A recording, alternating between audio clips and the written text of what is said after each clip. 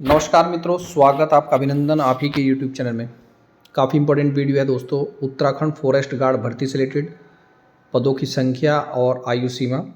लेकिन सबसे महत्वपूर्ण जानकारी है दोस्तों एक और परीक्षा दोस्तों स्थगित हो गई है। आखिर उत्तराखंड में दोस्तों ऐसा क्यों होता है कि भर्ती परीक्षाएं, पहले तो पेपर ही बड़ा मुश्किल होता है, मतलब फॉर्म ही आने बड़े मुश्किल। जब फॉर्म आएंगे तो यहाँ लोक सेवा आयोग या यूपी ट्रिपल द्वारा दोस्तों फॉर्म आते हैं और वो कुछ टाइम बाद दोस्तों क्या चले जाते हैं, हाई कोर्ट या किसी कारणवश या अध्याचन किसी कारणवश क्या हो जाता है, वापस चला जाता है।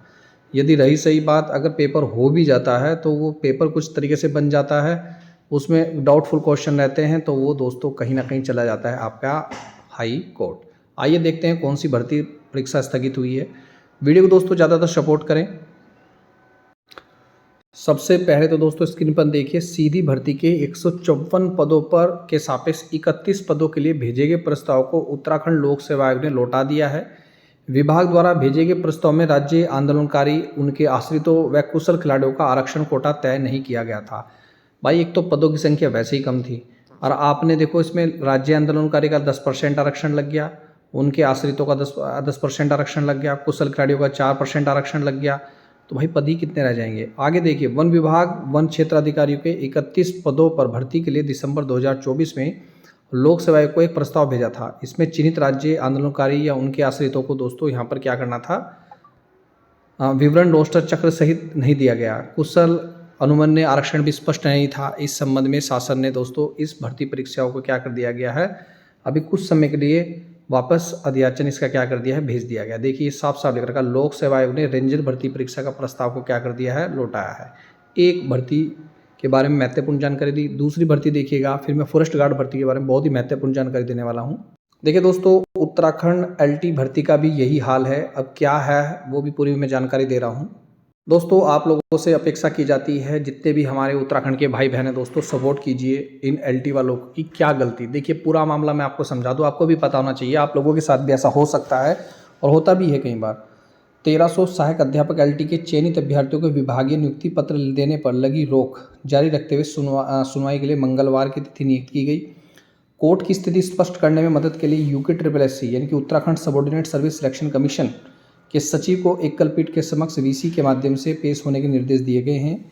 यहाँ पर क्या है दोस्तों, उत्तराखंड अधीनस्थ सेवा चयन आयोग ने 44 पदों पर भर्ती विज्ञापन जारी किया था। 18 अगस्त 2024 को एलटी सहायक पदों के लिए लिखित परीक्षा हुई। चयनित अभ्यर्थियों के प्रमाण पत्रों की 13 से 28 जनवरी को जांच भी हुई। लिखित परीक्षा के बाद जो उत्तर कुंजी जारी की गई, फिर कुछ दिन बाद जो संशोधित उत्तर कुंजी होती है, जो फाइनल उत्तर कुंजी होती है दोस्तों, वो जारी की गई। तो उनका कहना है कि क्वेश्चन आया था जिसका नाम था central institute of education technology से संबंधित ऑब्जेक्टिव टाइप का सवाल आया था। पहले उत्तर कुंजी में तो वो जवाब सही था, लेकिन जब संशोधित उत्तर कुंजी आई तो उसका जवाब क्या हो गया कि दोस्तों गलत घोषित कर दिया गया। इस वजह से दोस्तों उनका अंक कम हो गया, 1.25 क्या हो गया, कम होगा। इन याचिकाओं का कहना है कि उत्तराखंड अधीनस्थ सेवा चयन आयोग की ओर से पूछे गए कुछ प्रश्नों में अस्पष्टता तथा गलत उत्तरों के बारे में बताया गया है। देखिए साफ साफ लिखा हुआ है, लिखित परीक्षा के उत्तर कुंजी प्रकाशित तथा आपत्तियां आमंत्रित की गई हैं। कई आपत्तियां प्राप्त हुई, कुछ आरंभिक उत्तर बदले गए तो कुछ नहीं। वे इस न्यायालय की जांच के अधीन है। पूर्व में कोर्ट ने यह भी कहा कि आयोग के अधिवक्ता संशोधित उत्तरों के संबंध विशेषज्ञ की राय के समर्थन में अपने तर्क दें। यदि आवश्यक हो तो न्यायालय में आयोग को किसी अधिकारी की सहायता ले सकते हैं। कोर्ट ने दोस्तों यहाँ तक भी कहा कि इस मामले में अधिक समय नहीं लगना चाहिए, क्योंकि इसमें विद्यालयों में शिक्षकों की नियुक्ति का मामला शामिल है। इसलिए कोर्ट ने यूके SSC के सचिव को वीसी वीडियो कॉन्फ्रेंसिंग के माध्यम से दोस्तों पेश होने के निर्देश दिए हैं। यह है यूके SSC सचिव को आज हाईकोर्ट में पेश होने के निर्देश दिए हैं। एक तो यह बात थी।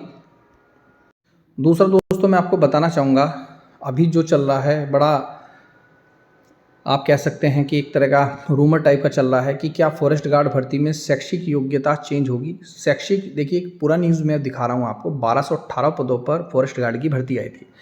फॉरेस्ट गार्ड भर्ती में प्रॉब्लम क्या हो रही है, मैं आपको बहुत ही महत्वपूर्ण जानकारी दे रहा हूँ।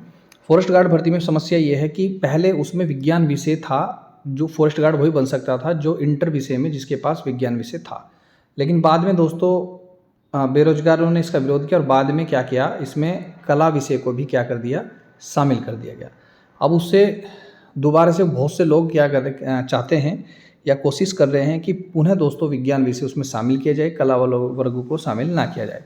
उनका ऐसा कहना है कि इससे प्रमोशन में दिक्कत होती है, क्योंकि जो आपने फॉरेस्टर यानी कि उत्तराखंड इंस्पेक्टर जो फॉरेस्ट इंस्पेक्टर है उसमें योग्यता आपने साइंस रखी हुई है, क्या तो उसको भी चेंज किया जाए? बात तो सही है भाई। देखो जो फॉरेस्ट इंस्पेक्टर है क्या तो उसमें भी आप साइंस प्लस कला दोनों रखे जाएँ, आर्ट साइड मतलब दोनों रखी जाएँ।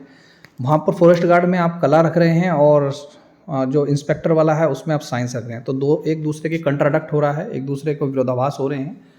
तो उनका कहना है कि साफ साफ कि ये चेंज होना चाहिए। अब देखें अभी तक जो एग्ज़ाम कैलेंडर आया है UPSSC का उसमें कहीं भी फॉरेस्ट गार्ड का जिक्र नहीं है। तो ये बात दोस्तों कहीं ना कहीं कंफर्म होती नज़र आ रही है कि वास्तव में कुछ तो प्रॉब्लम चल रही है इस भर्ती में। और दूसरा हम जानकारी जुटा रहे हैं और लगे हुए हैं हम लोग, आप लोगों का थोड़ा सपोर्ट चाहिए, प्यार चाहिए, हम लोग लगे हुए हैं और जल्दी इसकी जानकारी निकाल कर भी आपको सबसे पहले अपडेट कर देंगे। दूसरा ये है दोस्तों अभी नियमावली नियमित करने का भी चल रहा है ओपनल आउटसोर्स का, जिसमें दोस्तों इनको नियमित करने का भी, क्योंकि वन विभाग बहुत से लोग क्या कर रहे हैं, कार्य कर रहे हैं और उनको नियमित करने का भी दोस्तों क्या किया जा रहा है, प्रयास किया जा रहा है।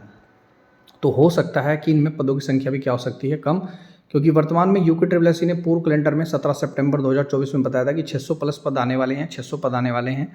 पर दोस्तों अब ऐसा लग रहा है कि जैसे 600 पद नहीं, लगभग 300 ही पद आपके 50% कम हो जाएंगे। 600 पद नहीं, 300 पद ही लगभग आने वाले हैं।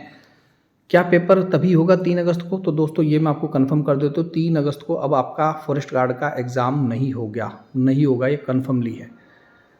हम जानकारी जुटा रहे हैं, आप लोगों का थोड़ा मैं फिर बोल रहा हूँ, प्यार चाहिए, सपोर्ट चाहिए, हम RTA लगा रहे हैं, जल्दी इसका जवाब आएगा। वीडियो कैसी लगी कमेंट करके जरूर बताएं दोस्तों, आप लोग सपोर्ट करते रहें।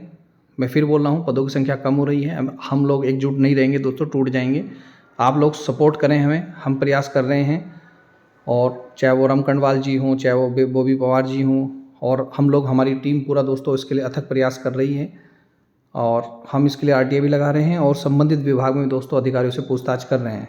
आप लोग भी दोस्तों हमें थोड़ा सपोर्ट कीजिएगा और वीडियो देखने दोस्तों धन्यवाद। और एक और बात कहना चाह रहा हूँ दोस्तों, उत्तराखंड पुलिस भर्ती में अगर आप लोगों का सपोर्ट मिलेगा दोस्तों तो यकीन कीजिए उत्तराखंड में पुलिस भर्ती में दोबारा से पुनः भर्ती आ सकती है।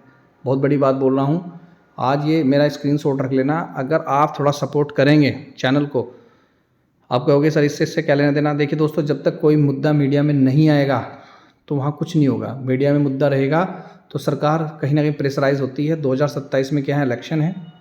बहुत बड़ी बात बोल रहा हूँ, मैं जितने भी यूट्यूबर हैं उत्तराखंड के सबसे रिक्वेस्ट करूँगा कि क्यों ना महिलाओं के लिए बहुत टाइम से भर्ती नहीं आई है और बहुत टाइम के बाद अगर आएगी तो बहुत टाइम के बाद भर्ती आएगी, तो क्यों ना इसके लिए प्रयास किया जाना ही चाहिए कि महिलाओं के लिए अलग से पुलिस में भर्ती आए।